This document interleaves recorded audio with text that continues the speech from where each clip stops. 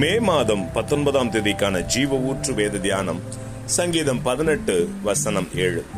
அவர் கோபம் கொண்டபடியால் பூமி அசைந்து அதிர்ந்தது, பர்வதங்களின் அஸ்திபாரங்கள் குலுங்கி அசைந்தன என்பதே. அன்பும் இரக்கமும் தயவும் பெருத்தவராகிய நம்மை உண்டாக்கிய தேவன் மனுஷனைப் போல் அவரும் கோபம் கொள்வாரா என்றால், ஆம், தேவன் கோபம் கொள்வார். ஆனால் அது மனுஷனுடைய கோபம் போன்றதல்ல.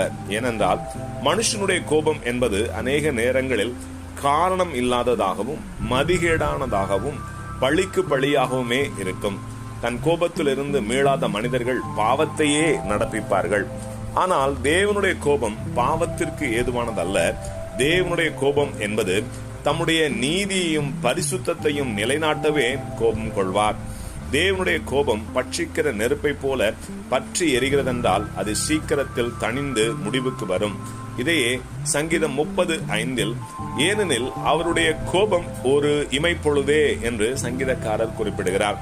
ஆனா அதே சமயம் அவருடைய கோபம் புகைகிற புகைச்சலை போல புகைந்து கொண்டே இருந்தால் அப்போது தேவ கோபம் கொஞ்ச காலம் தொடர்ந்து கொண்டே இருக்கும். ஏனென்றால் அவருடைய கோபம் பற்றி எரிகிற வரை அந்த புகைச்சலாகிய கோபம் தொடர்ந்து கொண்டே இருக்கும்.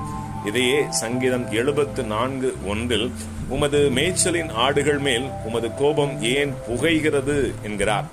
அவருடைய கோபம் புகைகிற காலத்தில் அவருடைய இரக்கத்தை பெற அவருக்கு முன்பதாக நம்மை தாழ்த்தி விட்டால் அந்த புகைச்சலாகிய தேவ கோபம் தணிந்துவிடும். ஆனால் இதை தொடரவிட்டு தேவ கிருபையை உதாசீனப்படுத்துகிற யாவருக்கும் ஐயோ! அவருடைய கோபத்துக்கு முன்பதாக நிற்கக்கூடியவன் யார்? அநேக மனுஷர்களை தன்னில் பெற்றிருக்கிற பூமியைப் போல தனக்கு மிகுதியான ஜனக்கூட்டம் உண்டு. இப்படிப்பட்ட மனுஷர்களின் பலம் என் பட்சத்தில் இருக்கிறது, நான் ஏன் கலங்க வேண்டும் என்று தன் மனம் விரும்புகிறபடி வாழுகிறவர்கள் தேவனுடைய கோபத்தினால் உண்டாகும் அதிர்ச்சியிலிருந்து மீண்டு வரவே இயலாது. அதே போல உயர்ந்த பர்வதங்களின் அஸ்திபாரங்கள் உறுதியாயிருக்கிறது போல எங்கள் அஸ்திபாரங்களாகிய ஆஸ்தியும் செல்வமும் திறமையும் பதவியும் உறுதியாயும் திடமாயும் இருக்கிறது என்று சொல்லிக்கொண்டு கர்த்தருக்கு முன் தன்னை தாழ்த்தாமல் மேட்டிமை சிந்தை கொண்டு வாழுகிறவர்கள் மேல் தேவனுடைய கோபம் வெளிப்படுகிற போது அவர்களுடைய அஸ்திபாரங்கள் நிலை குலைந்து பெயர்ந்து போகும்.